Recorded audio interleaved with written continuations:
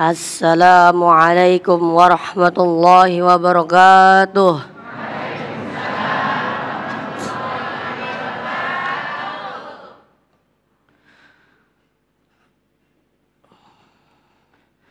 A'udzu billahi minasy syaithanir rajim.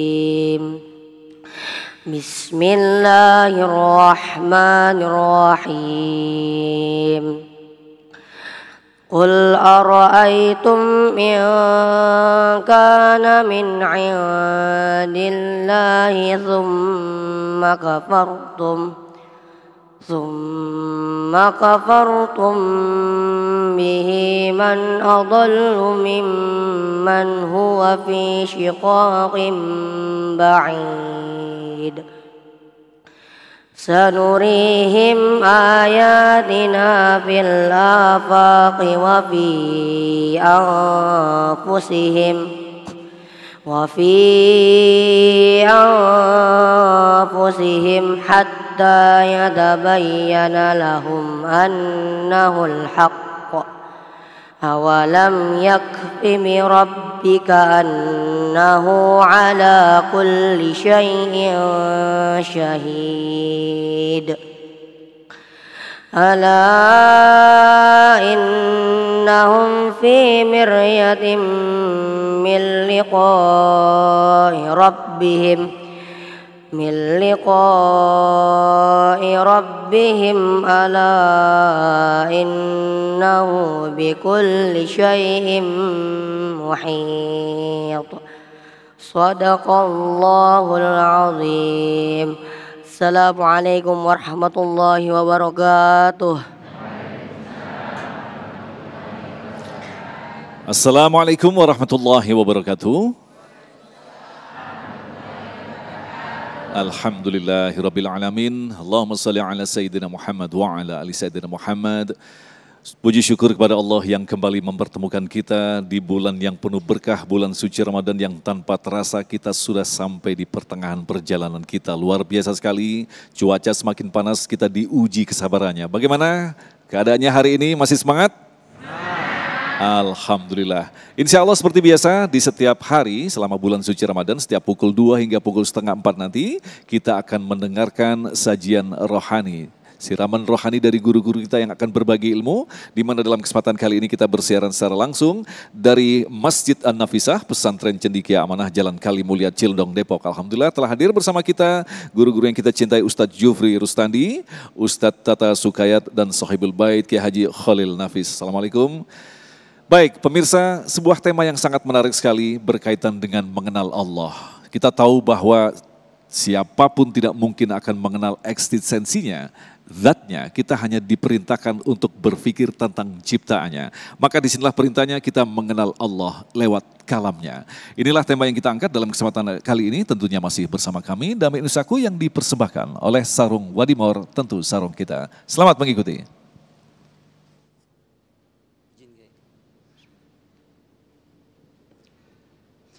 Bismillahirrahmanirrahim. Assalamualaikum warahmatullahi wabarakatuh.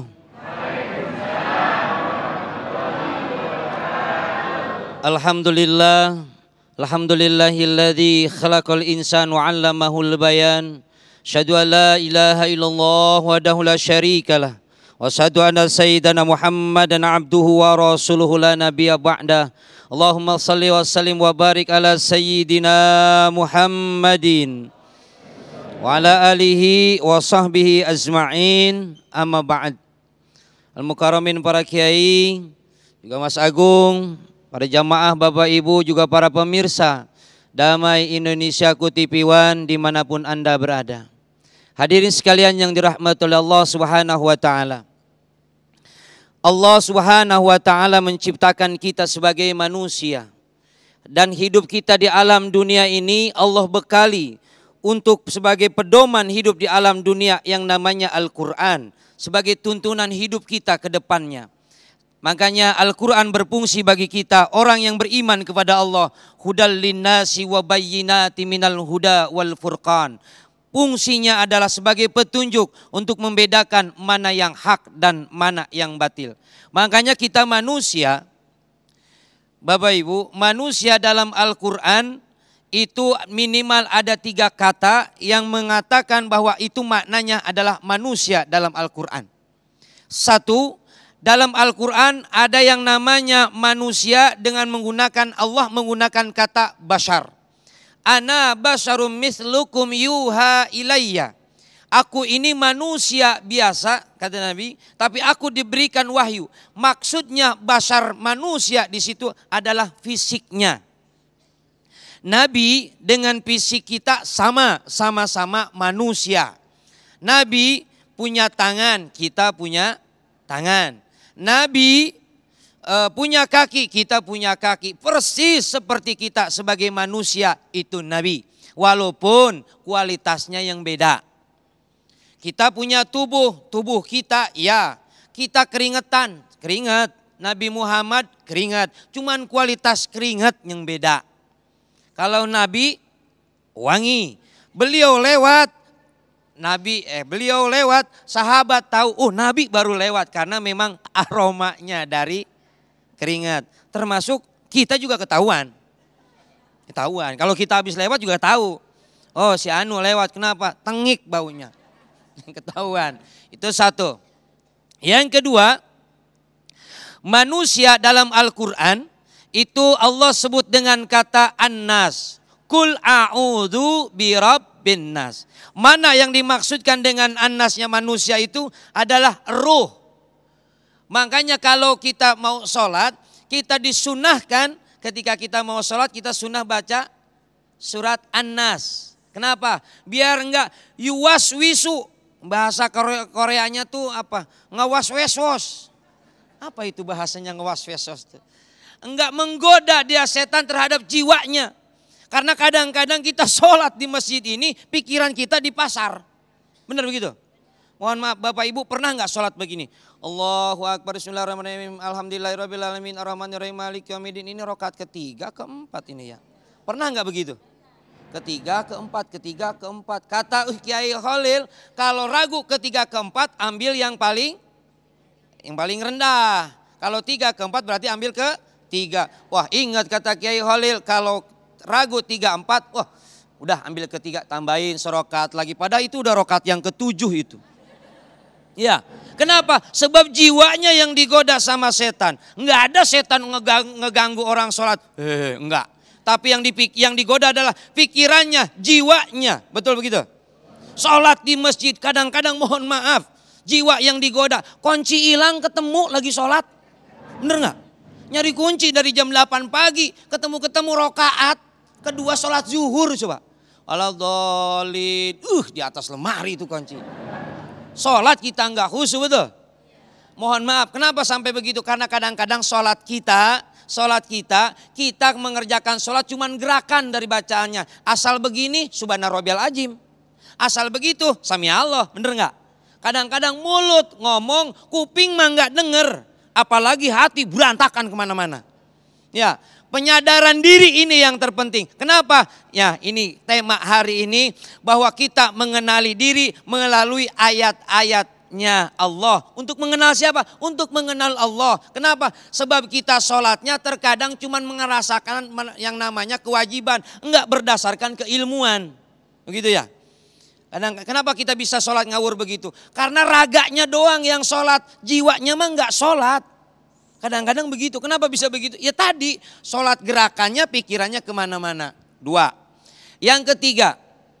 Dalam Al-Quran manusia dikatakan dengan menggunakan kata insan.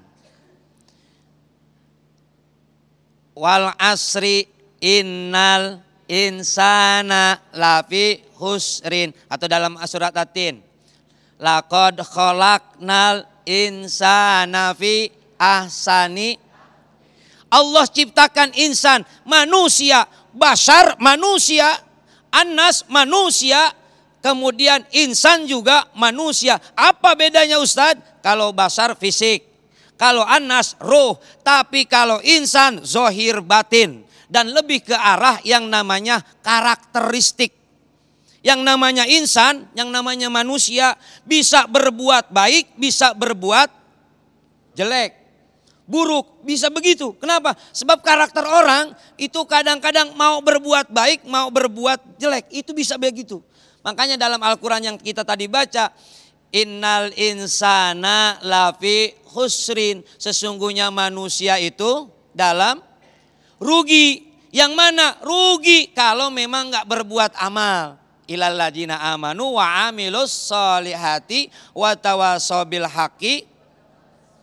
Rugi kita hidup di alam dunia. Makanya kalau kita pengen mengenali dirinya, pribadinya Allah, kenali pribadi kita. Man arofa nafsahu faqad arofa rabbahu. Orang yang mengenali dirinya, maka dia akan mengenal Allah. Minimal dua aja, dua. Maklum nih kalau perut kosong rada-rada kurang fokus nih. Ya, ini kelihatan banget, Masya Allah. Ya, ya.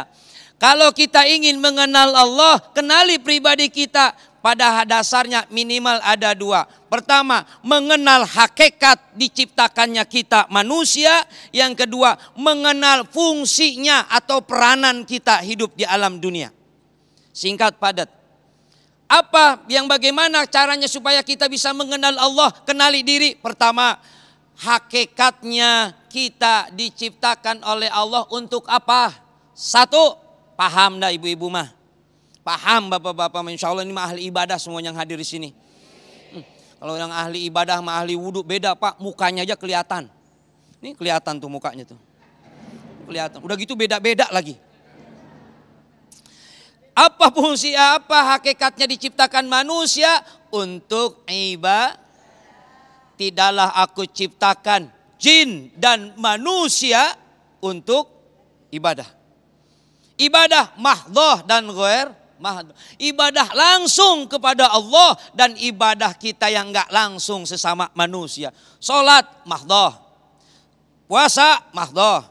Zakat mahdhah. Kemudian yang enggak mahdhah nyengir. Ketemu orang, sodakoh, senyum, kan sodakoh, ya itu ibadah mahdhah. Yang kedua, fungsinya manusia apa? Harus mengetahui pertama hakikat diciptakan untuk ibadah. Yang kedua, fungsinya, peranannya sebagai apa? Kita untuk mengenal Allah, kenali diri kita apa? Sebagai khalifah di alam dunia. Sebagai wakil Allah di alam dunia, sebagai pemimpin di alam dunia, mimpin pribadi kita, mimpin orang lain, mimpin lingkungan, luasnya bisa mimpin negara. Makanya kenali pribadi kita untuk apa? Ibadah. Salat yang ditinggal, pentingnya kita. Baik, itu saja. Wallahu muwaffiq ila aqwamit thoriq. Assalamualaikum warahmatullahi wabarakatuh. Waalaikumsalam warahmatullahi wabarakatuh. Terima kasih Ustadz Rustandi yang kembali mengingatkan kepada kita betapa kehadiran kita di muka bumi ini untuk sementara waktu adalah untuk beribadah. Tetapi bagaimana mungkin kita mampu beribadah secara maksimal sedangkan kita sendiri tidak mengenal siapakah yang kita sembah. Disinilah pentingnya kita mengenal Allah melalui tanda dari ayat-ayatnya. Insya Allah Ustadz Tata akan menjelaskan selepas pesan-pesan berikut ini. Damai Nusaku yang dipersembahkan oleh Sarung Wadimor, tentu sarung kita.